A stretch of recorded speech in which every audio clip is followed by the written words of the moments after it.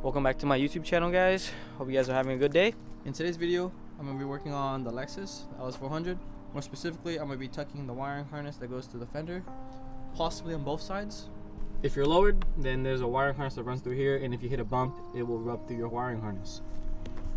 Now, if you're wondering if the LS400 runs yet, no, it does not. But let me recap what I did in the last video. It randomly started to crank, but no start. So I thought it was going to be a fuel issue, ignition issue, or even like wiring issue, or even like the ECU issue. I went ahead and tested the fuel pump. It does follow fuel when I'm cranking.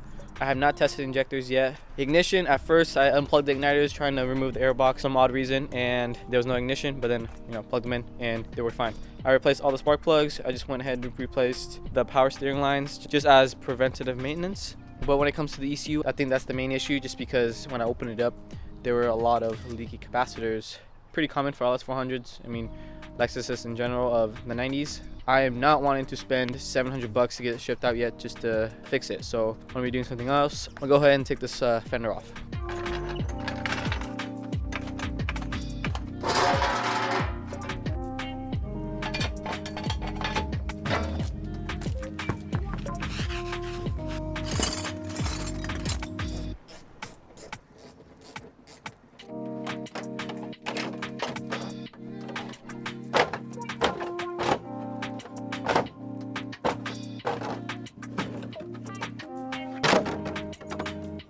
Now, am I gonna put all the bolts back in? No. I'll only put probably 50% of what I took out. It was the same thing on my SC300. The front bumper was hard to take off when I was trying to put on the KBD front bumper. Also, I forgot to mention, unplug your battery, because at least for this UCF10, there's an airbag cable. In my SC300 1999, there was no airbag cable, and I was really confused. So I believe I got most of the bolts out. This one's rusty, so I have to drill it out. But just to go over all the bolts I took out, those two right there. There's one under here. There's the top fender, 4. 1, 2, 3, and 4. One behind the door, you have to open the door. One on this little thing. On this side as well, right here. There's two under, and there's one right here. I tried to not break these black plastic clips, but this one broke. I just tried to use this, where is it? I just try to use these angle pliers just to clamp them and then push them out, but I broke that one. So now the fender should come out. Everything's disconnected for the most part, so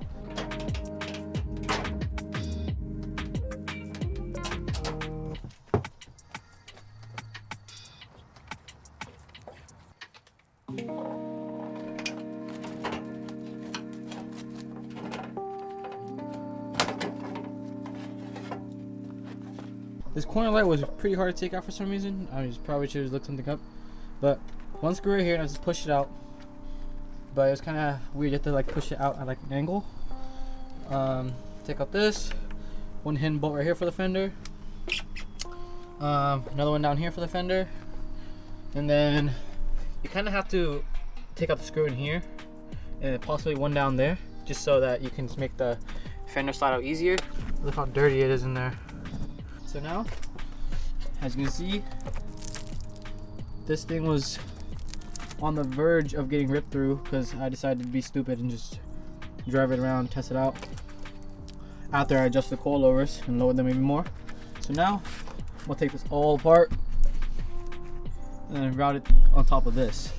So I'm gonna have to cut the slit here, paint over it, use some zip ties just to hold it on this railing. And pretty sure I'm gonna have to do the same thing over there. So let me take this apart and then examine if I need to repair any wires. So from a glance, the harness doesn't look bad. The part where it rubbed through, it didn't actually rub through the whole wire itself. I'm just gonna go ahead and wrap this whole thing, make marks to cut here, and take up this middle piece here, this middle piece, and then cover it and paint just so there's no rust. We're around it a couple times. Now it's important you do this like probably before you order your coilovers, just because this harness is not fun to replace. It's probably okay to try to fix, but that's not fun. If you end up messing up really bad and you have to take the route of replacing this whole harness, like getting it from another car, that's never fun.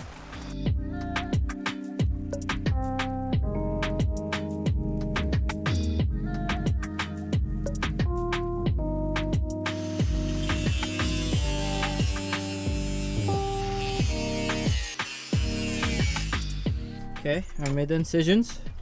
Tuck it up like this. I accidentally nicked it a second ago. And then where this part is touching this, I'm gonna wrap it a lot more with a test tape. It's super tight, so when it's moving, it doesn't, rub through the harness. So do that. I'm also gonna paint this, and then wrap it more. I might get some plastic wrapping. I don't know if that makes sense. The plastic protective layer. Put it around this, and I'm gonna steal some of my grandma's chicken wire and hold it up here. So now this might make some of y'all cringe, but in order for the undercoating to stick better, we'll clean it up, right? And give it a little surface to bite on, just these corners, and then I'm gonna spray that on.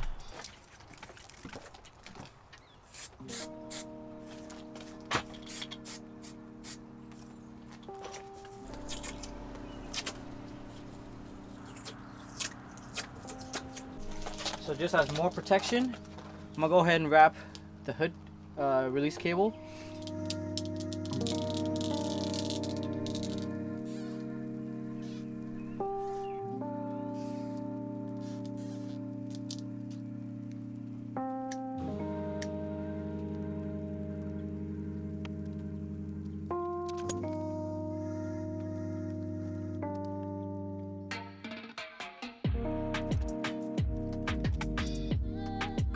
Now, I don't know how I feel about this. It's like okay. This side's super tight. This side's like, I mean, you can see.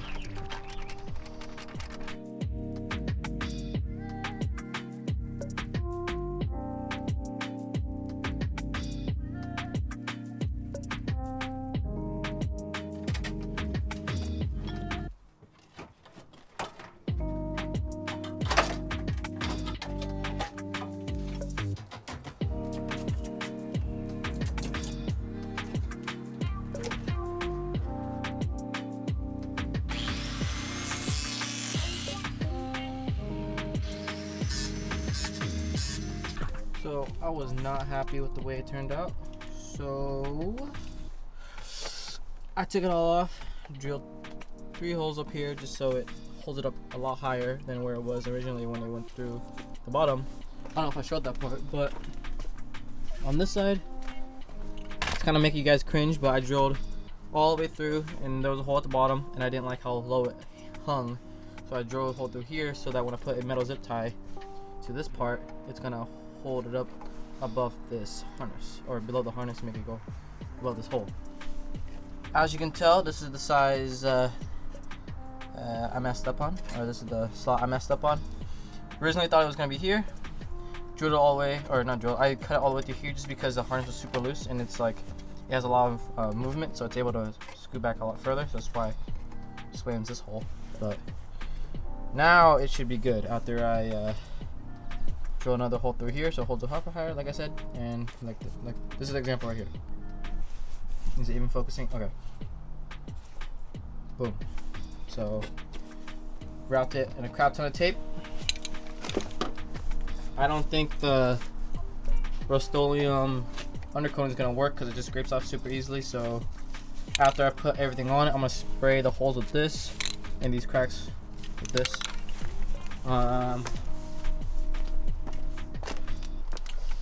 So yeah, I'm gonna keep wrapping it up. Can't be too safe. So also the reason why I decided to drill a hole here instead of at the bottom, I should probably mention, is because it's really hard to get this thing to bite, and I just found it overall to be better just to put it through here just to hold it up higher in case I need to raise this in the future.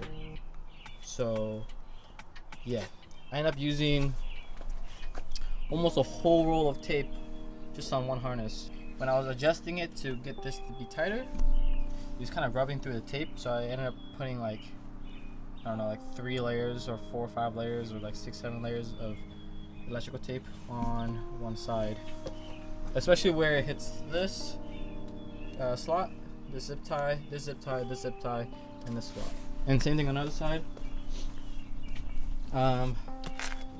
Lots of tape here, here, here, here, and here. And I'm rerouting this wire. It originally came from here, but I ended up putting it back behind, just so in the future, you know, whatever, preventive maintenance, I'm going in circles. Same thing with this. I believe this went around here. I put it in the back. So for this wire connector, it came from the front, and I just put it behind this harness. So after getting roasted a little bit on Instagram for the way I did this, I went ahead and redid it. So instead of priming it, I put 415 where there was bare metal, and I put some like JB Weld putty right there to try to like mitigate the rubbing on the harness. That didn't really look that good. I mean, it's still there, it's pretty solid. But then I had a rubber fuel line right here to separate the metal from the harness. Same thing for the zip tie. I also try to reduce the rubbing with the metal zip tie to the harness with this rubber hose. So now I put it back together. I'm finally actually happy with the way I did it. But we come on this side. I made a fatty cut mistake right here. I didn't realize that I could pull this up so high on this side. So let's see if I can do it in one try.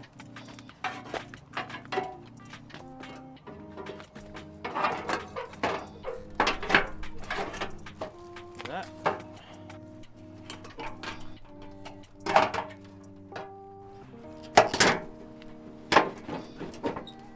But that'll be it for today's video, guys. I hope you guys enjoyed.